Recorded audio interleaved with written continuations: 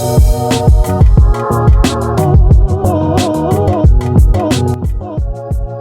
back to another video. My name is Aaron and I help people expand their consciousness.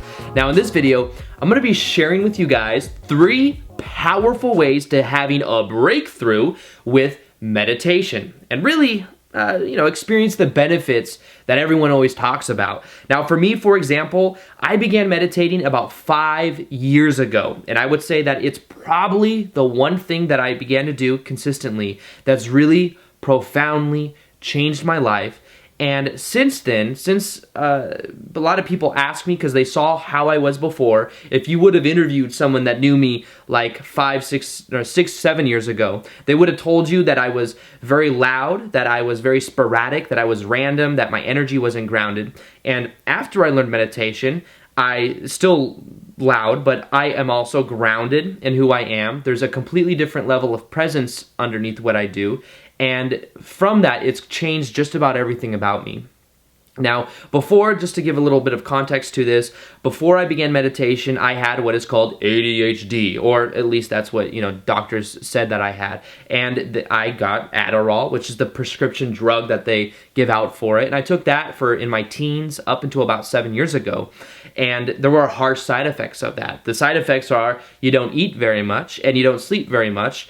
And eventually I was like, you know what, there's gotta be a better way. So I went online and typed it in and came across the research on meditation. And it was like so obvious, like there was so much benefits of it. I was like, I just have to try this. I tried it, and within 2 or 3 days of doing it, it was like everything began to change. I started to feel different after about a week of doing it. I completely got rid of Adderall, and since then, I've never taken a prescription drug since then, simply because I've been able to ground myself naturally. I can focus just by being present, by learning how to tailor the first 10 or 15 minutes of my day and the last 10, 15 minutes of my day every single day, and it's made a profound change in my life. So with that being said, these 3 things are things that if we tweak it just a little bit, have a profound change in the results that we get. So the first one I want to share with you was the most powerful one, and the one that a lot of people make the biggest mistake with. And that is trying to control the mind. So there's this strong desire for us to think that with meditation, it's all about controlling the mind. If you make it that you don't have thoughts and you focus on not having thoughts and you focus on controlling what comes into your mind and out of your mind, then you'll get results. That's not the case. Realize that the moment that we begin to let it be okay that the thoughts are there, the thoughts start to go away naturally. It was like for the first day or so, it was like I was fighting myself with the thoughts that would come into my mind. And it was also a time in my life when I was learning more about the law of attraction. So I'm thinking to myself, these negative thoughts come in. I'm like, oh no, I'm gonna somehow bring more negativity in my life. And I found that just by focusing on not having it there, that resistance actually created more of it. So the breakthrough for me was on like the 2nd or 3rd day.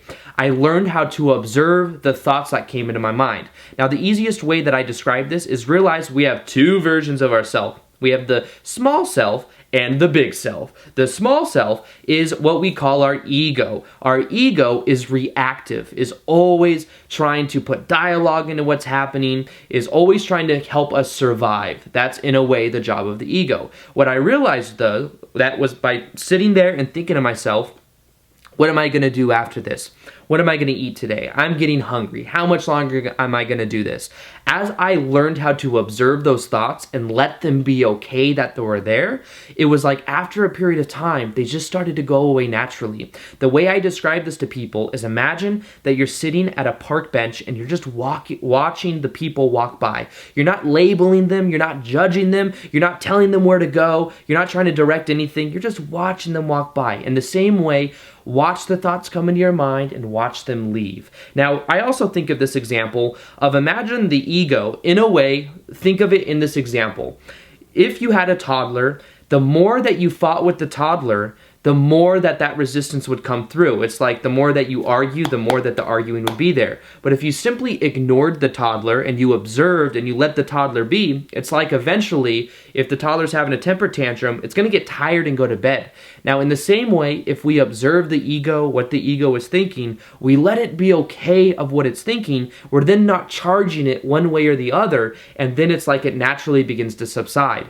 That's where the power is. That's when the real benefits begin to start for me. And that's the one thing that when people change, I see they get so much better results. Now, the second way is learning how to listen to the silence. So many times when we're thinking to ourselves, I need to calm my mind, I need to let it go, or I need to do this, I need to do that, what we end up doing is putting the focus on whatever we're thinking about. So if it's, I need to stop my mind from thinking, we're putting the focus on the mind thinking and therefore creating more of it. Now, when we put ourselves into a state of listening, what we then begin to do is we begin to come into an alert presence. The act of listening, doing that, immediately begins to put us into a state of presence. So right now, focus on hearing the silence, and you will then bring more of that, because whatever you focus on grows. So hear the silence. As you begin to do that, you then begin to naturally silence the mind, because that is what the focus is. That state is something that you can recreate over and over again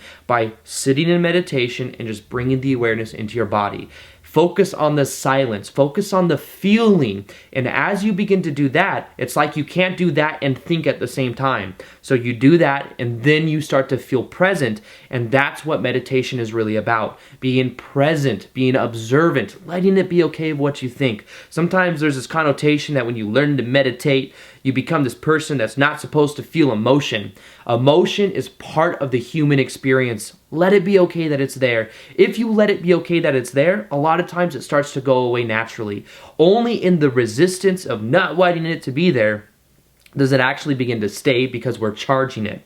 Now, the third part is also very powerful. It's understanding the power of repetition, of doing it over and over again. You see, there's been so much conditioning that we've had till this point in our life. And the way that we become conditioned is through repetition. Now, if we start to meditate, what we can simply do is decide that we're going to do it every single day.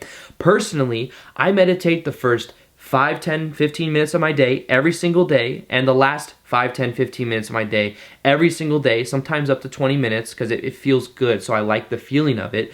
But I haven't missed a day in years, and it's something I just have to do. The more you do it, the more you will enjoy doing it, and then you'll start to feel the difference. After maybe even a week of doing it, you'll start to feel profound differences in your energy state, and it's almost like you begin to prime yourself to observing rather than reacting. So when you get up in the morning, that's the best time that I feel to do it, and I've explained this in other videos, but right when we wake up in the morning, our brainwave state is going from a theta state, a delta state, to a theta, to an alpha, to a beta state. That's the most power we have over our subconscious mind, is the first 20-30 minutes that we wake up, and the last 20-30 minutes before we go to bed at night.